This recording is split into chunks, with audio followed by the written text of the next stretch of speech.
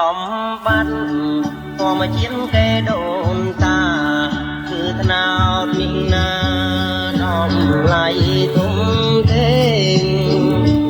សម្បត្តិធម្មជាតិគេដូនតាគឺថ្នោតនេះណាតម្លៃធំធេងធំដាំដងត្រីប្រុងចាំងក្មេងពេញស្រែធំធេងជុំវិញភូមិយើងអណាសម្បត្តិដូនតាប្រសៀលបងឡើងគៀបរិនពោតកម្មបញ្ចិនចាំចងត្រង់កាប្រសៀលបងឡើងគៀបរិន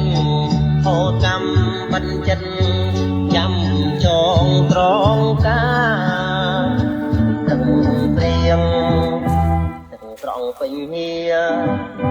ជូនពៅរំងាស់ជាស្របអែមឈ្ងុយអណាសោកលែនឈ្ងុយឆ្ងាញ់តាមអាចតាមបានតាមត្រូវការជាទៀនទូក្តារតាមចិត្តស្រឡាញ់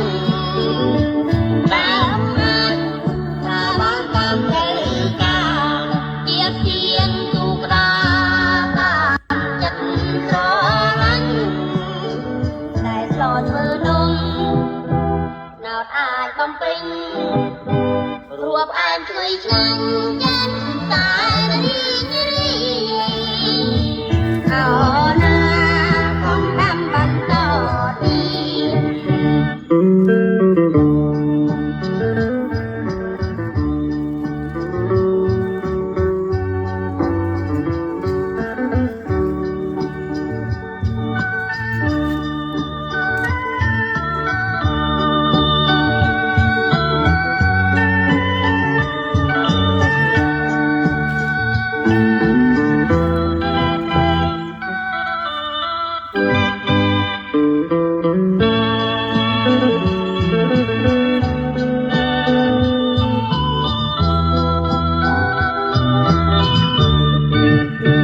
ព្រម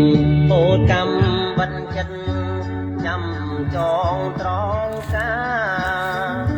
ប្រសៀលបងឡើងគៀបរិនពោតកម្មបញ្ចិនចាំចងត្រង់កាទឹកព្រៀងទឹកត្រង់ពេញហៀជូនពៅរំងាស់ជាស្របអែមឈ្ងុយអ